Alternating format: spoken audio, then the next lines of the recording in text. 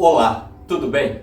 Eu ia começar esse vídeo perguntando se você já tinha ouvido falar sobre inteligência artificial generativa. Mas tem havido tanta notícia, tem tanto hype sobre as IAs que geram texto e imagem que eu nem vou perguntar. Neste episódio falaremos sobre GANs, duas redes neurais que competem entre si para a geração de imagens. Eu espero que gostem.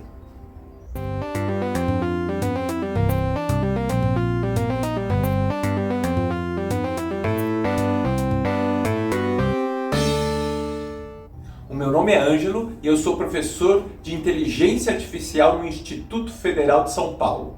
E GANs significam Generative Adversarial Networks, ou em português, redes adversárias generativas.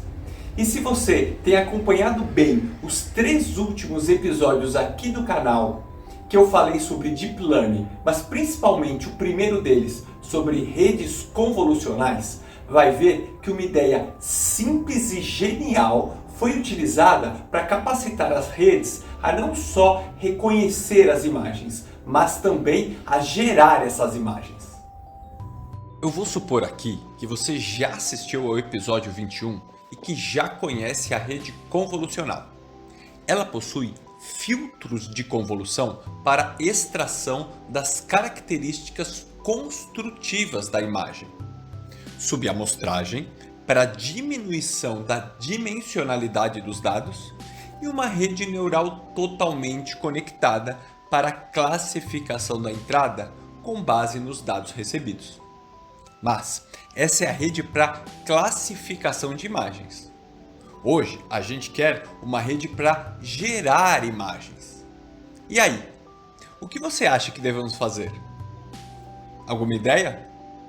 Bem, acertou quem falou que poderíamos começar invertendo a ordem do processamento da rede de Deep Learning que vimos anteriormente. Nesta nova rede geradora, a principal camada é a deconvolução, que executa exatamente o processo inverso da convolução que explicamos lá no episódio 21. Além disso, temos a camada totalmente conectada no início da rede para fornecer a ativação das deconvoluções e um processo para o aumento progressivo da resolução da imagem a partir da baixa dimensionalidade dos dados de entrada, que vai ser o inverso da subamostragem. Lembra do Max Pooling que explicamos lá no episódio 22?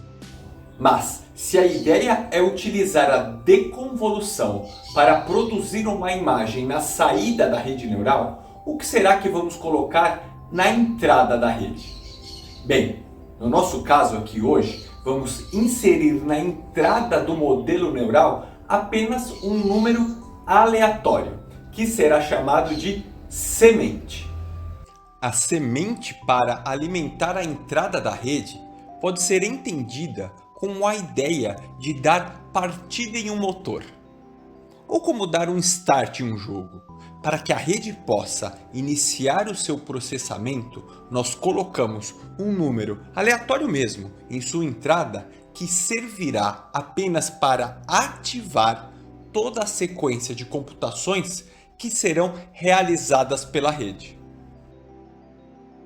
Certo, então iremos inserir essa semente aleatória na entrada da rede e utilizar a deconvolução, que ainda vai ter seus pesos e kernels ajustados, para gerar a imagem na saída da rede. Mas como vamos calibrar os pesos e os kernels que eu falei agora para a deconvolução?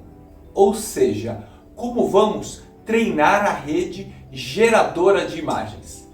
É aí que entra a segunda rede neural, a adversária. Inicialmente, temos a rede geradora, que irá ser alimentada com números aleatórios, as sementes. Neste exemplo, vamos supor que queremos que esta rede gere imagens de rostos. Para isso, precisamos de uma base de dados que já tenha imagem de rostos, um dataset. Os exemplos contidos nesse dataset servirão como base para calibrar a rede geradora para que ela produza exemplos semelhantes. A segunda rede será a discriminadora.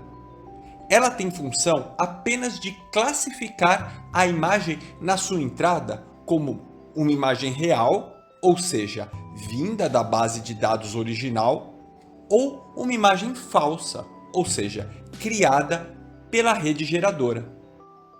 Essa segunda rede, a discriminadora, é igualzinha à rede convolucional que programamos usando o TensorFlow no episódio anterior. Mas, ao invés de termos 10 saídas para classificar o tipo da imagem de entrada, temos aqui apenas uma saída para classificar de forma binária se a imagem é real ou falsa. No nosso contexto de hoje, imagem falsa significa uma imagem que foi produzida pela rede geradora e que não está no conjunto de imagens do nosso dataset original. Mas você entendeu bem a dinâmica de treinamento das duas redes adversárias? A função da rede geradora é produzir imagens que serão inseridas na entrada da rede discriminadora. Mas não só isso, a gente também, de forma sorteada, vai colocar algumas imagens do dataset original na entrada da rede discriminadora. Essa discriminadora terá como tarefa tentar adivinhar, reconhecer os padrões das imagens em sua entrada, de forma a dizer na sua saída se aquela imagem pertence ao dataset original ou foi produzida pela rede geradora. E a tarefa da rede neural geradora é produzir imagens que cada vez se assemelhem mais àquelas do conjunto original para enganar a rede discriminadora.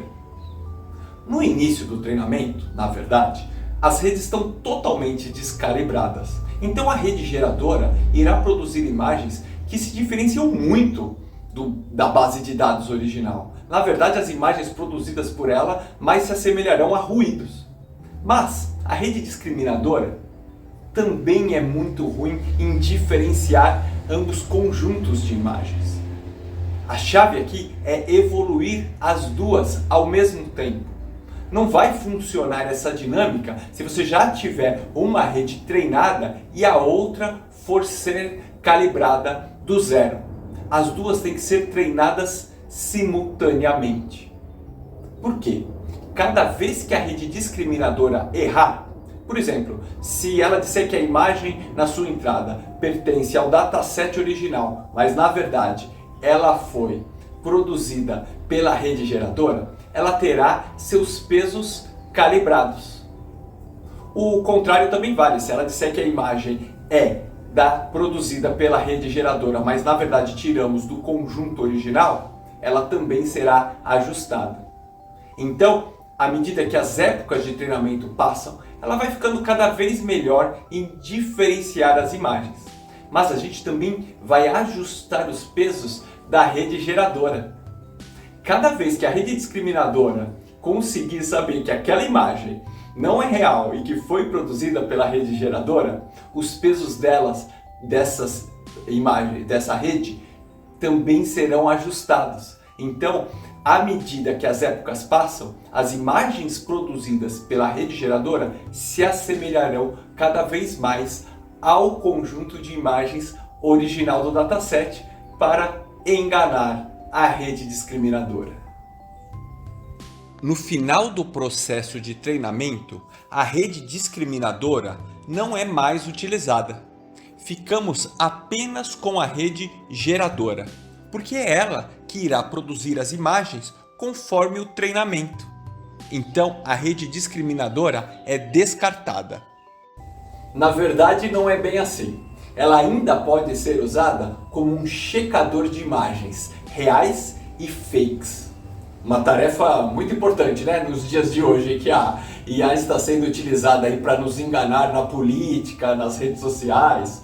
Mas vamos deixar esse papo para um vídeo futuro, porque hoje estamos falando de GANs. Eu não te disse que ao mesmo tempo era uma ideia simples e genial?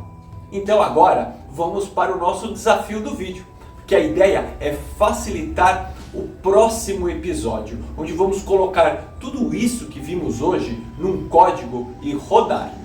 Mas antes, eu quero que você busque por 3 comandos da biblioteca do TensorFlow. 1. O comando da deconvolução de imagens. 2. O comando utilizado para calcular a perda ou o erro com a entropia cruzada para apenas 2 classes, né, real e fake. E o comando utilizado para executar o algoritmo de treinamento Adam com taxa de aprendizado de 0,0001. Fica mais fácil se você buscar pelos comandos em inglês: Deconvolution, Cross Entropy e Adam. Na verdade, no episódio anterior, nós já falamos sobre a entropia cruzada e sobre o algoritmo de treinamento Adam. O teu desafio agora é apenas pesquisar e escrever lá nos comentários do vídeo o formato desses 3 comandos. Porque no próximo episódio iremos ver passo a passo um Google Colab para executar as nossas GANs e gerar nossas próprias imagens. Então eu te espero lá no próximo vídeo.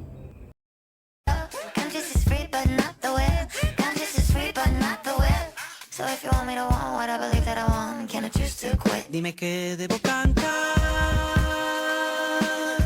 oh algoritmo, sé que lo sabes mejor.